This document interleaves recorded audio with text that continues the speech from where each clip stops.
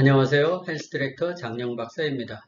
오늘은 100개의 건강 질문 중 9번째, 몸이 속고 있습니다. 환경 호르몬은 우리 몸을 어떻게 속일까요? 라는 주제로 강의를 하도록 하겠습니다. 여러분들 혹시 보이스피싱을 당해보셨나요? 사람은 속습니다. 그런데 몸도 속을 수 있습니다. 몸은 어떻게 속을까요? 몸은 왜 속았을까요? 몸은 호르몬의 명령을 듣고 움직입니다. 예를 들어서 인슐린이 나오면 혈당을 조절하죠. 혈당이 높아지면 인슐린이 나와서 혈당을 세포에 저장을 합니다. 또 수면을 취하려면 멜라토닌 호르몬이 나와서 수면을 취하게 합니다. 이렇게 우리 몸은 호르몬을 통해서 여러 가지 신호를 보냅니다.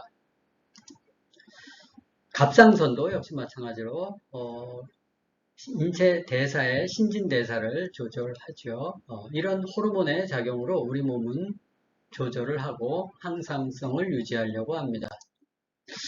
만약 가짜 신호가 들어온다면 그 가짜 신호가 들어와서 진짜 신호로 인식이 된다면 문제가 되겠죠. 이 진짜 열쇠가 있어야 문이 열려야 되는데 이게 가짜 열쇠가 들어오면 문이 열리지 않아야 맞습니다. 그런데 이 가짜 열쇠가 진짜처럼 둔갑이 돼서 문이 잘못 열리게 되면 여러 가지 문제가 생길 수 있겠죠. 이렇게 가짜 호르몬인데도 마치 진짜 호르몬처럼 역할을 해서 몸을 속이는 게 바로 환경 호르몬입니다. 이 환경 호르몬이라는 것은 환경을 오염시키는 화학물질이 마치 인체에 진짜 호르몬처럼 작용하는 겁니다. 대부분 석유 화학물질이 유래이죠. 그래서 우리가 일상적으로 사용하는 일상용품, 또 식품 포장재, 랩 이런 것들 있죠. 또 플라스틱 용품들, 또 화장품 이런 것들에 혼재되어 있습니다. 대표 물질로는 프탈라이트, 비스페놀, 노닐페놀 이런 물질들이 있고요. 그리고 이런 환경 호르몬을 이해하면 우리가 노출을 줄이는 노력을 해야 합니다. 환경 호르몬을 피할 수 없다면 노출을 줄여야 되겠죠. 그 관련된 그럼 환경 호르몬이 어디서 나오는지 또 어떻게 노출이 될 수 있는지를 간단한 영상을 통해서 좀 보도록 하겠습니다. 특히 주의하셔 보셔야 될 것이 이 환경 호르몬이 우리 몸에 들어오면 세포에 증식을 유발해요. 그래서 각종 종양을 자라게 할 수 있기 때문에 그 뒷부분을 좀 유념해서 보시기 바랍니다. 몰두하고 있다. 그녀는 몸 안의 독성 물질을 밖으로 내보내기 위해서 땀을 흘리고 깨끗한 물을 많이 마시고 있는데 그 물은 모두 특수 제작된 유리병에 들어있다.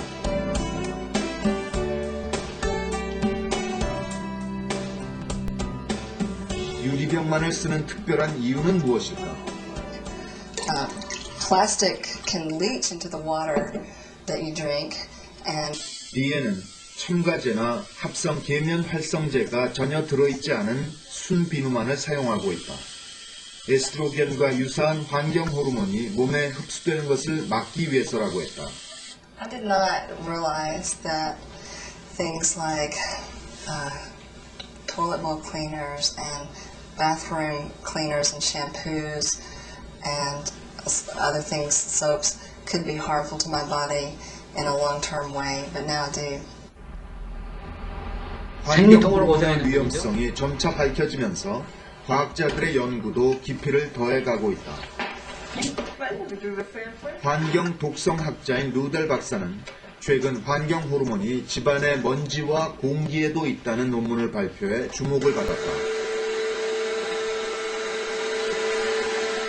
그녀는 지난 2년 동안 120가구에서 먼지와 공기 of the endocrine disruptors than the outdoor air sample. So that's consistent with indoor sources for many of these chemicals from household products. 루델 박사가 실내 공기 안에서 발견한 노닐페놀, 비스페놀 A, 프탈레이트와 같은 물질들이 인체에 작용하면 정말 에스트로겐과 같은 효과를 나타낼까? 우리는 부산대 김영식 교수팀과 함께 확인해 보기로 했다. 여기서 잘 보십시오. 에스트로겐성 물질이 들어오게 되면은 이 세포의 증식이 촉진되는 그런 현상을 나타내거든요.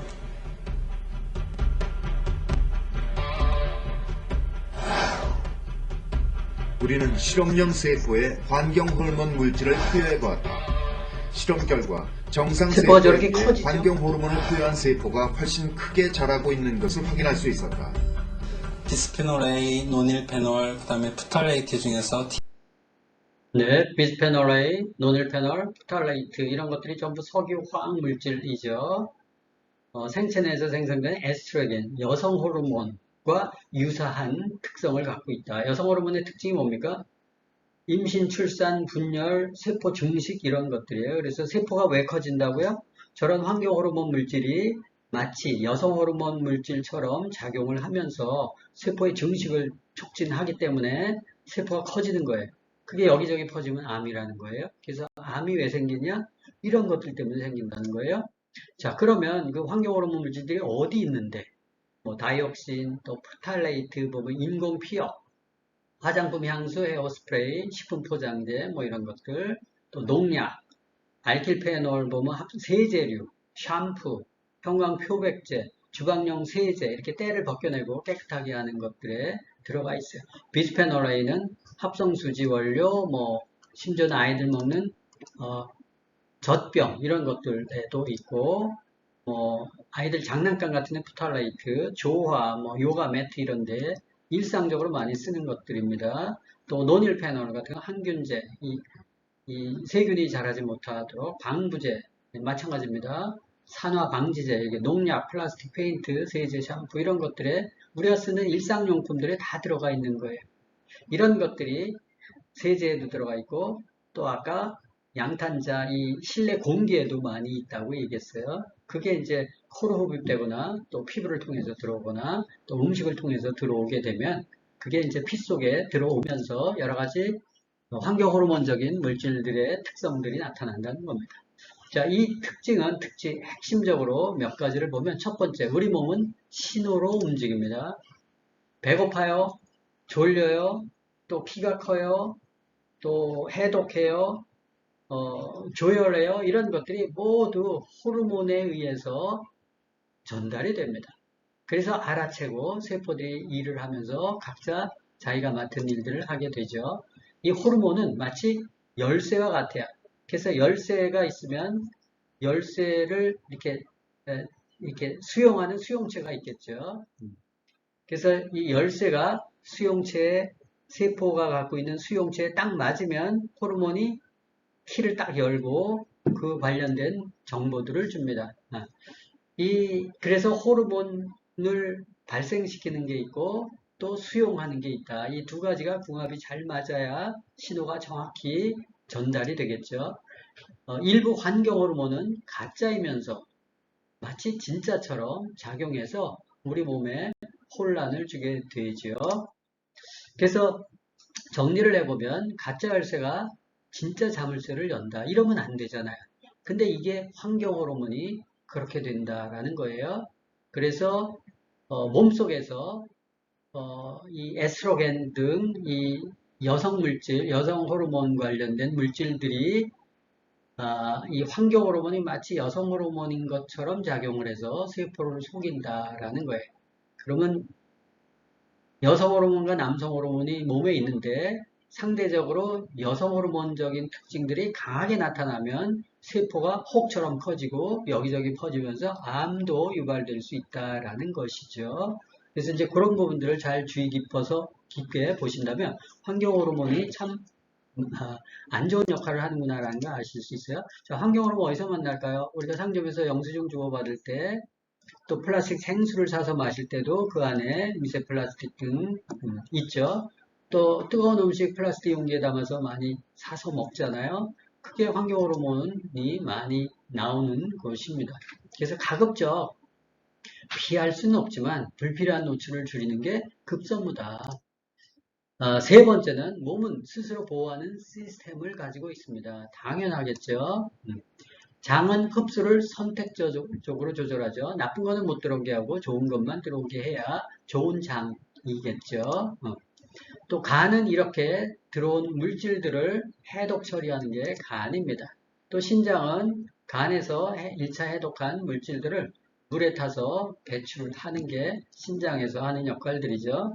이렇게 해서 오장육부에서는 이 안 좋은 물질들이 들어오면 여러 가지 협업작용을 해서 이렇게 안 좋은 것들을 배출하는 시스템을 가지고 있어요. 이렇게 몸의 해독과 배출 시스템이 원활하게 작동할 수 있도록 돕는 게 바로 식습관, 생활습관 이런 것들입니다.